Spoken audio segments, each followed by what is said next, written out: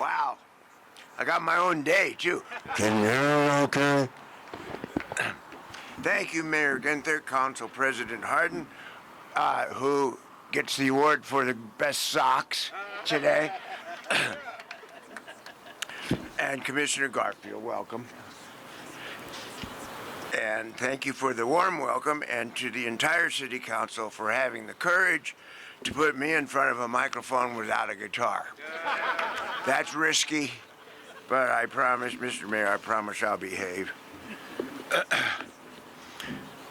I'm also grateful for elected officials because there's great honor in public service, and we are grateful for what you do.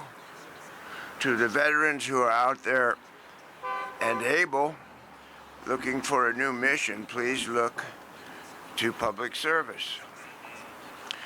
As a kid in a family that moved around a fair amount, it's difficult to answer someone squarely exactly where I'm from.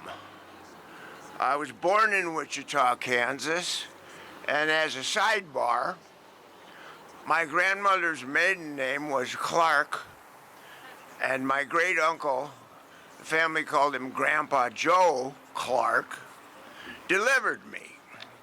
I'll get back to that later and you'll see why.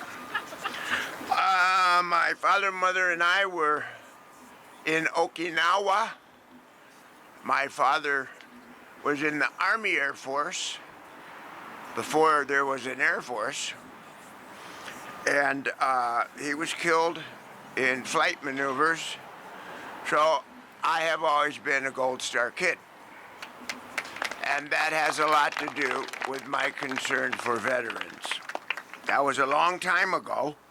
I got a stepfather who always had my back. We spent some time in Evanston, Illinois. I went to junior high school in New York City. And I didn't belong there, believe me. And I ended up in high school in New Jersey. But my happiest childhood memories most certainly came from my days spent here on Summit Street in a little house when my stepdad took a job at Nationwide Insurance. That was in 1956.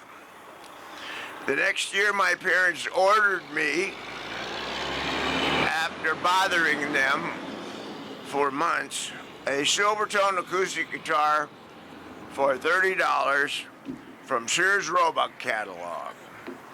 And after waiting endlessly for 3 weeks, it arrived, and I was the happiest and coolest 10-year-old in Ohio, in my mind at least. Now, I could only play 2 strings at a time, but there was a disc jockey in that part of my life in Columbus, and his name was Dr. Bop, and he was on radio station WCOL. Dr. Bop on the scene with a sack of shellac and a record machine. And I'll never forget him. He was such a big influence for my love for radio, and he played the cream of the crop of the doo-wop and the 50s music. And so I started my 10,000 hours on guitar listening to Dr. Bop every night. And that's a huge influence on me. That whole pre-1960 rock and roll era and the music. And later, I wrote a song called Indian Summer about this. About this kind of weather in the fall. Whenever I'm enjoying a curiously sunny day, I'm reminded of Columbus.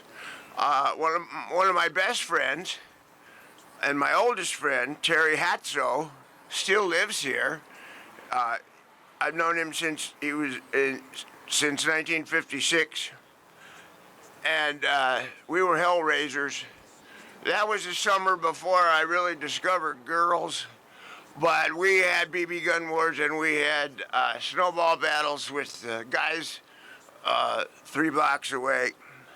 And Terry Hatzo and I we were in this gang, but we weren't that tough because I had to be in by 7:30. Anyway, Columbus is still part of my life, and Terry Hatzo is here. He couldn't make it today because today he's the great-grandfather of a new son. Great-great-grandson, I guess.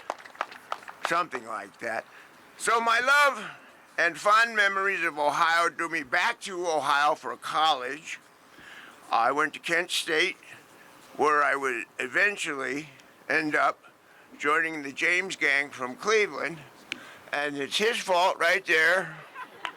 Jim Fox from the James Gang, and I would probably work in a White Castle now if it wasn't for you. Thank you, Jim.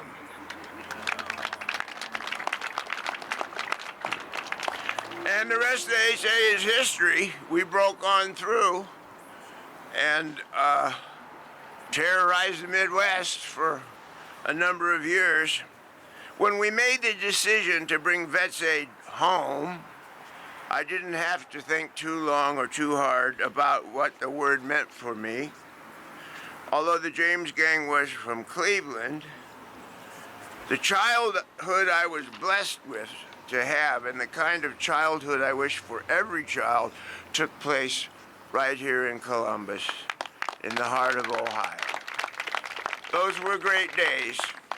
No cell phones, no computers, no internets, 3 TV stations. The summer took forever.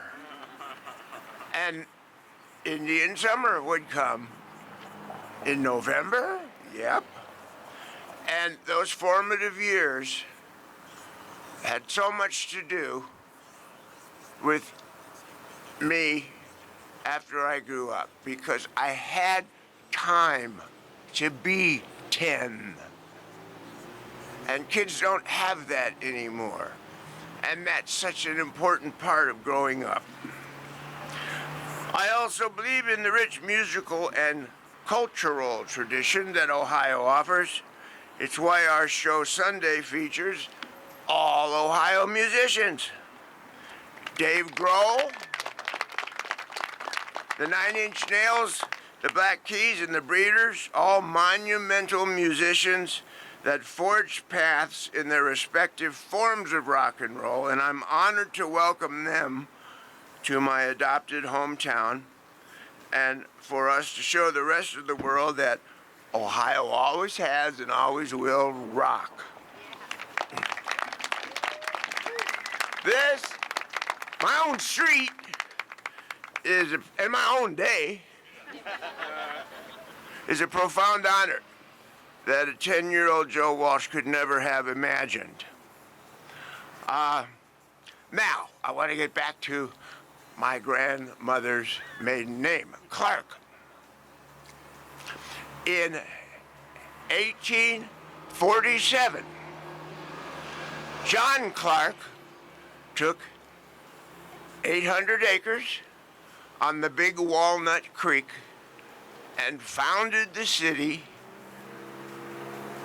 of Gahanna. And that was a great-grandfather. So, this is the second street in our family because Clark State Road was named after John. Isn't that right, Mr. Buckeye? Yes, I check all my facts with him.